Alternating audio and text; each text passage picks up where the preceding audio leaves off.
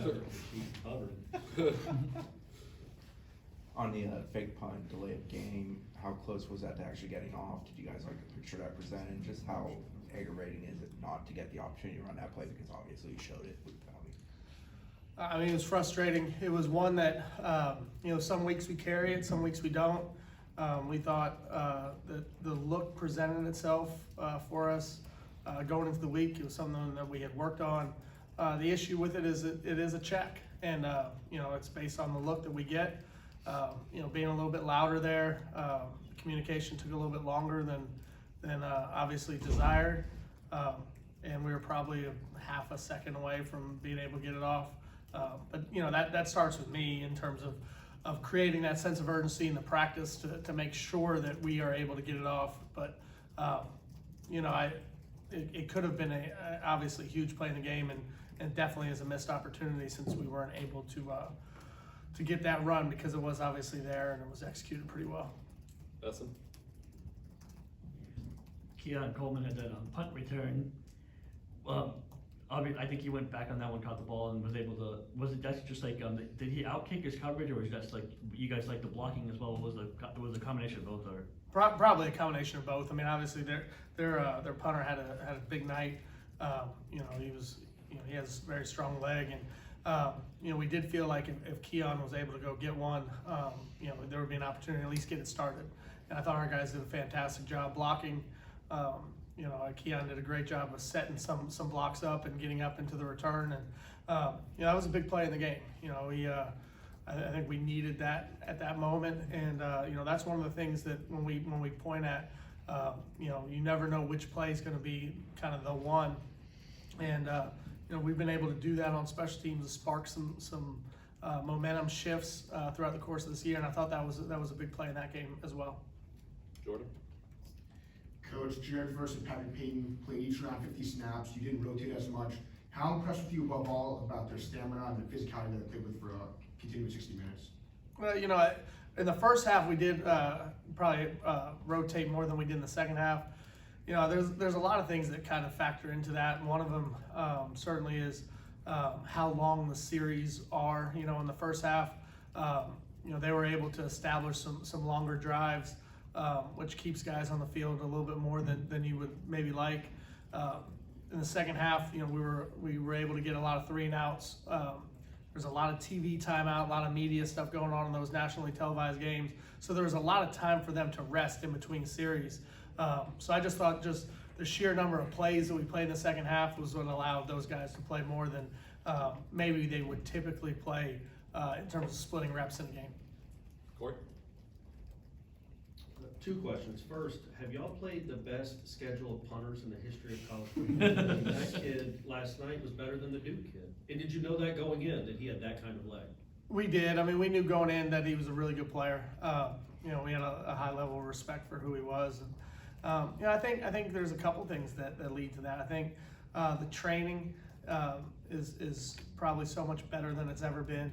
I think now that that's the one position that we recruit really internationally across the board. So that was another Australian kicker.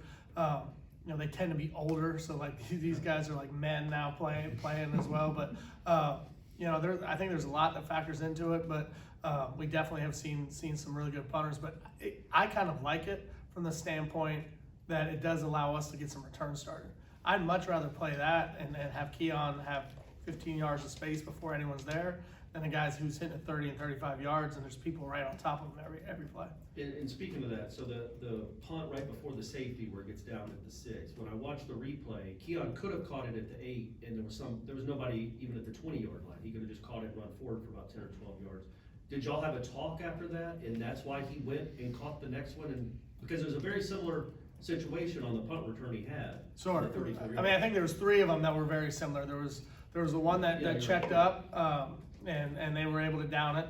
There was the one that he caught and ran back, but then there was the one that went in the end zone. And really what he was thinking on the one that checked up was that he thought it was going to hit hard enough to go into the end zone. He was trying to draw the touchback out of it. Because, and those are always the toughest calls to make, like I said before, and I reiterate with him all the time, I trust him, you know, and you know, sometimes he's gonna make a decision that doesn't work out, but that doesn't mean that I want him to second guess some of the decisions he's making. You know, because I think every week he's getting better and better and more confident. And, you know, you know, he's had 3 or 4 really explosive returns. So, you know, the one I wish we would have fielded, right, that checked up at the 6. But I'm also glad he didn't field the one that went into the end zone. So there can be a little bit of a catch-22 in terms of that. And, you know, I just want him to make the best decisions he possibly can, because I do trust who he is and his decision-making ability. Ira? We spent a lot of time on a play that didn't matter, that fake punt, but is part of getting that playoff on time, but also not, and you got to check to it, but not also like looking like you're rushing to a fake or something like that? Is that a part of it at all? No, you know, I think, you know, when you watch, there's a lot of times we have to check our protections, you know, and so I don't think that part would have stood out. I do think probably made a really big point of emphasis with the potential of crowd noise, with being on the road in that environment, of making sure that we over-communicated. Because the worst thing that you can have happen is that not everybody's on the same page in terms of that. And, you know, with all that being said, there still has to be great shot clock awareness. We still have to be able to snap it. And, you know, we probably missed it by about a half a second. But, you know, I got to get them out faster. We got to operate with a greater sense of urgency. We probably needed to practice it with a greater sense of urgency, although the environment wasn't going to be the same. But there's a lot of things that factored into it, but it was disappointing because it was a missed opportunity in a game where we needed to get that spark, and that may have been able to have been that. Essen? Staying on the fake punt, I know, and this might be a silly question, but in a game like that, when you're playing a desperate team, when you call the fake punt first, does it kind of take away the element of surprise that they try to do it, like, because they had a 4th and 1 that kind of looked like a situation they could have done fake punt as well in? Yeah, I mean, you know, I've heard people say that you want to get your fake or your trick play run before they run theirs, but like being on the other side of it, if somebody else did that, like that doesn't mean that we would have no intention of doing it later on. But you know, 4th and 1, we weren't going to allow that to happen. I mean, we were in our punt safe when they were in that, so we left our defense on the field. You know, and then in terms of just having that opportunity, really, you know, we try to be very aggressive in what we do from a special team standpoint. You know, the reason why we faked the punt in that situation was because the look was there, and it was something that we saw on tape and it was there.